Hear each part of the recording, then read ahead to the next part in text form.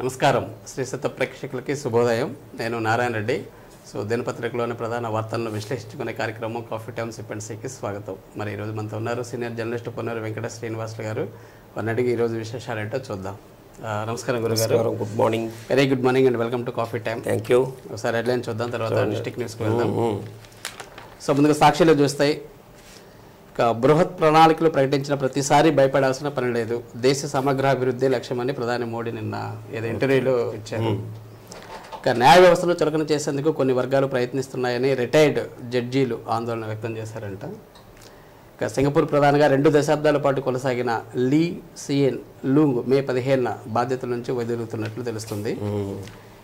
2 దశాబ్దాలు, 20 సంవత్సరాలు ఒకసారి.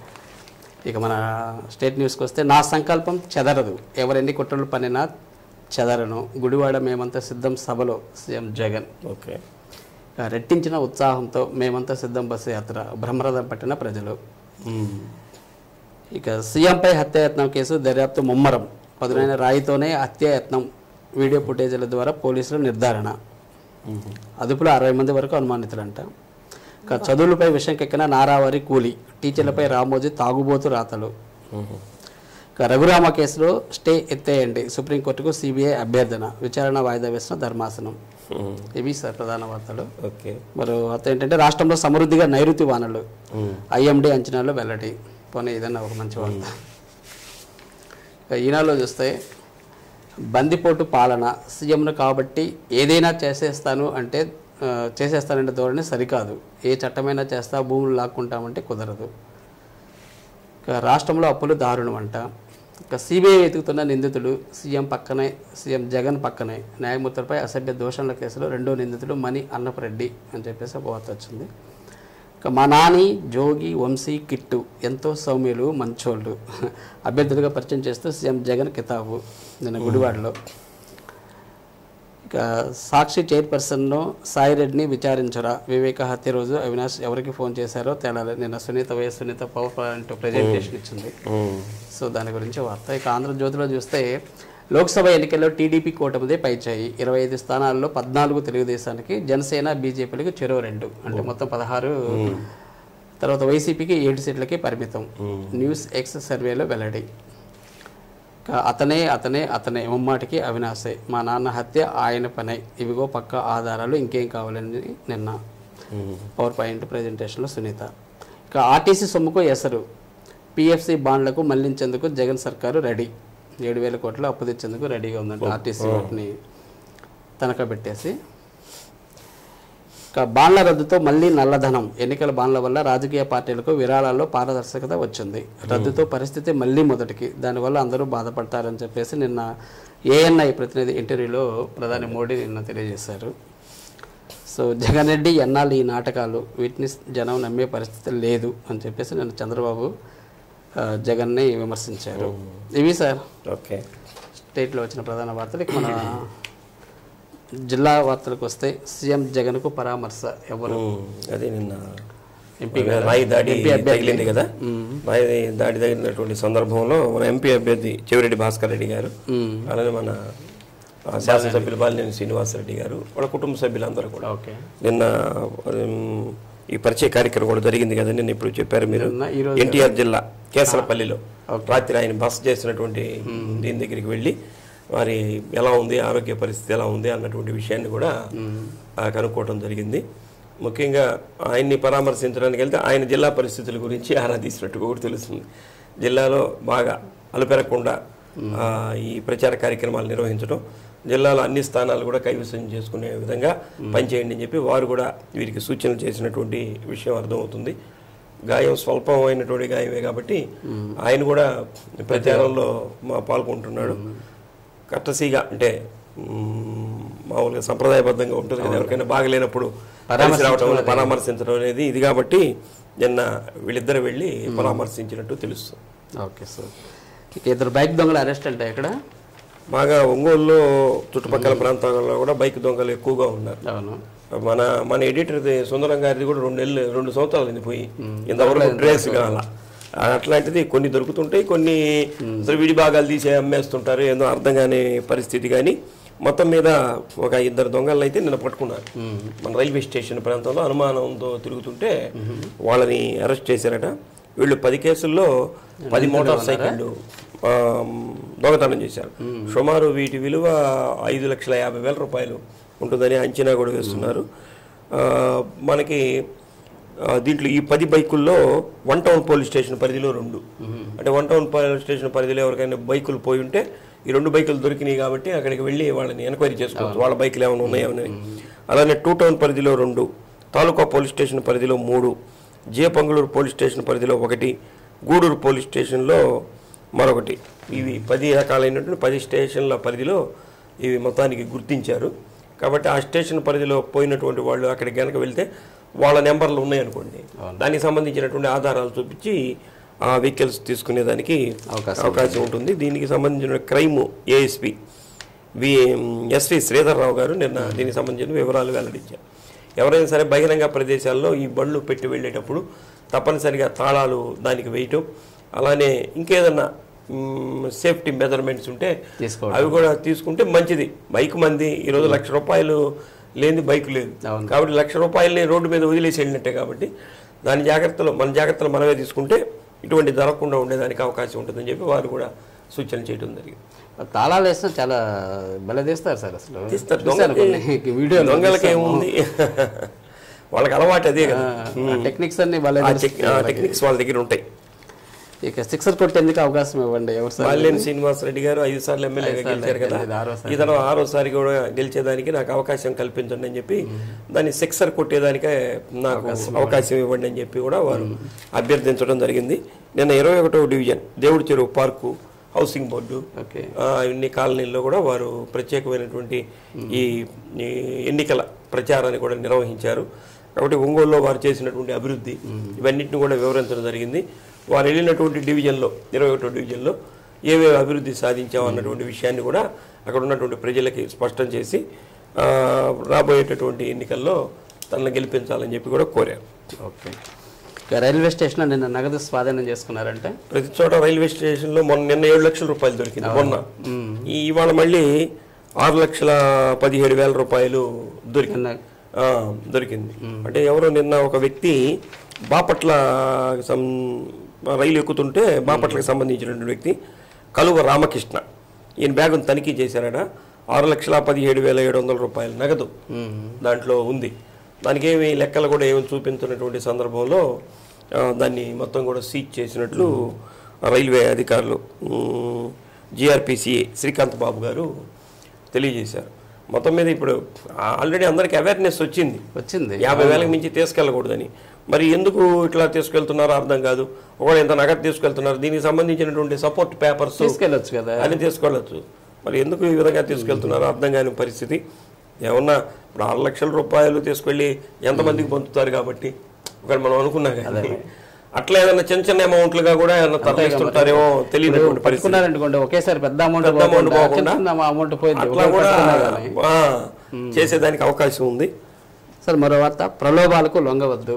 నిన్న జిల్లా కలెక్టర్ గారు జిల్లా ఎస్పీ గారు పశ్చిమ ప్రాంతంలో పర్యటన చేశారు.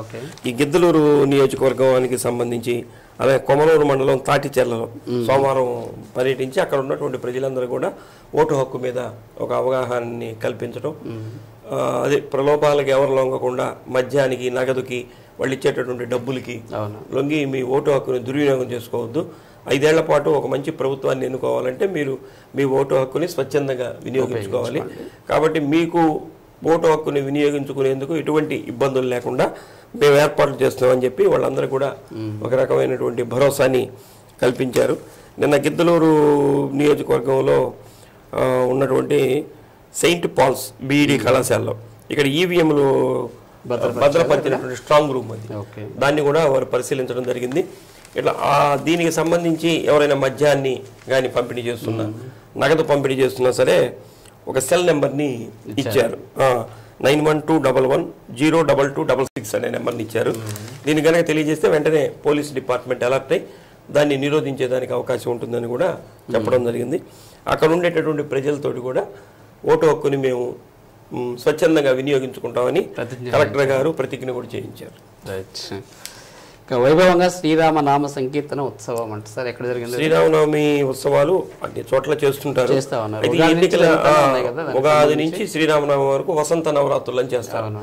దీంట్లో భాగంగా మనకి సీతారాంపురం శర్మ కాలేజీ వెనక కొండ ఉంది, హిల్ టవర్ అంటారు దాన్ని.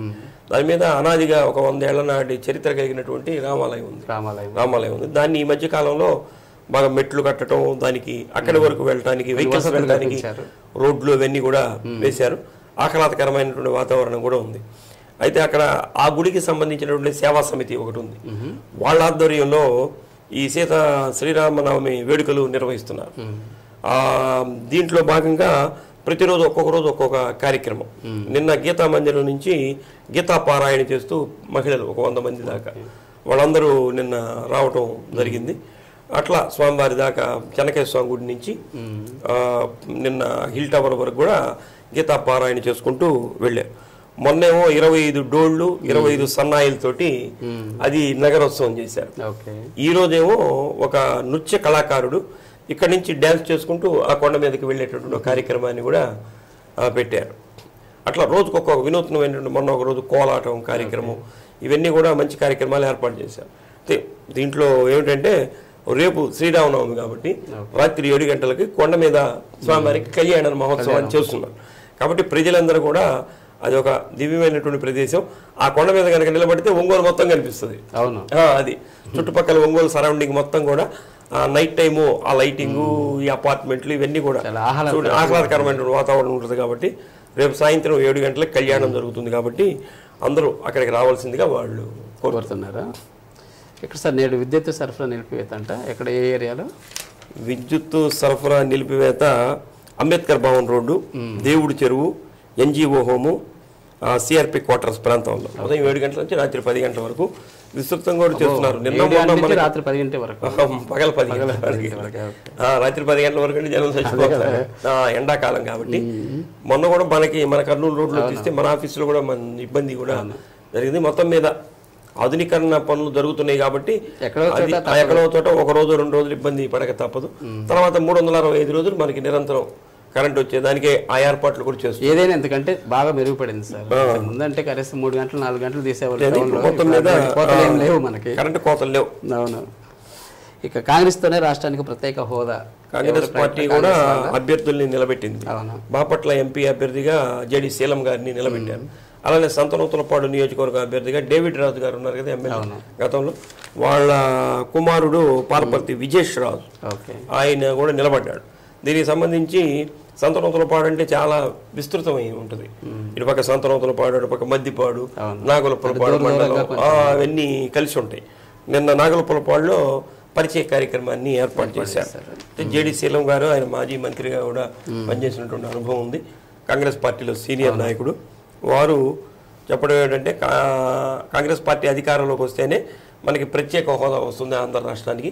దానివల్ల అనేక రకాలైనటువంటి బెనిఫిట్స్ కూడా ఉంటాయి. కాబట్టి ఈ తడవ కాంగ్రెస్ పార్టీకి ఓటేసి మీరు గెలిపించండి అని రాహుల్ గాంధీని ప్రధానమంత్రి చేద్దామనేటువంటి నినాదం ఇచ్చారు. ఎంపీ అభ్యర్థిగా తనకను, సంతనూతలపాడు కాంగ్రెస్ అభ్యర్థిగా విజేష్ రాజుని గెలిపించాలని చెప్పి వారు కోరటం జరిగింది. ఓకే. ఇక నిరుద్యోగులను మోసగించిన జగన్ ప్రభుత్వం పీడిఎస్యు ఆధ్వర్యంలో ఈ విద్యార్థి సంఘ నాయకులు కూడా ఇప్పుడు ఎలక్షన్స్ వచ్చేసి ఇప్పుడు చేసిన నిన్న ఆ పీడిఎస్యు వ్యవస్థాపకుడు ఉన్నాడు, ఆయన పేరు జార్జి రెడ్డి. ఆయన 52వ వర్ధంతి కార్యక్రమాన్ని నిన్న పాలిటెక్నిక్ కళాశాలలో నిర్వహించారు. ఈ సందర్భంగా ఏమిటంటే జగన్మోహన్ రెడ్డి గారు గత ఎన్నికల్లో ఇచ్చినటువంటి వాగ్దానం, ప్రతి ఎప్పటికప్పుడు జాబ్ క్యాలెండర్ రిలీజ్ చేసి నిరుద్యోగ సమస్యను తీరుస్తానన్నారు. కానీ 5 ఏళ్ల పరిపాలనలో కూడా ఇంతవరకు దాన్ని పారదర్శకతగా లేదు. అలానే జీవో నెంబర్ 77 తీసుకొచ్చి పేద పీజీ విద్యార్థులకు ఉపకార వేతనం రద్దు చేశారు. దాన్ని కూడా మళ్ళీ పునరుద్ధరించాలని చెప్పి కోరుతున్నారు. అలానే శాస్త్రీయ విద్యా విధానం జరిగితే కానీ సమసమాజ స్థాపన జరిగేదానికి అవకాశం లేదు. కాబట్టి ఈ ఎన్నికలు అయిపోయిన తర్వాత ఏ ప్రభుత్వం వచ్చినా సరే మాకు ఉపాధి అవకాశాలు, ఉద్యోగ అవకాశాలు చంద్రబాబు చెప్తున్నాడు. మొదటి సంతకం మెగా డిఎస్సీ చెప్తున్నారు. మరి ప్రజలు ఎవరి వైపు మొగ్గు చూపుతారో మొదటి సంతకం అయితే చేస్తారు సార్, ఎవరు హామీ ఇచ్చినా కానీ మొట్టమొదటి సంతకం తప్పదు. ఎందుకంటే ఇదిగోండి ఇప్పుడు సూపర్ 6 అని చెప్పి కాంగ్రెస్ టీడీపీ ఆధ్వర్యంలో సూపర్ 6 పథకాలు ఇచ్చింది కదా, ఏదో సిలిండర్లు కూడా ఇస్తామని చెప్తున్నారు. దానికి సంబంధించినటువంటి సిలిండర్ని వీటి మీద పెట్టి ప్రచారం కూడా నిర్వహిస్తున్నారు.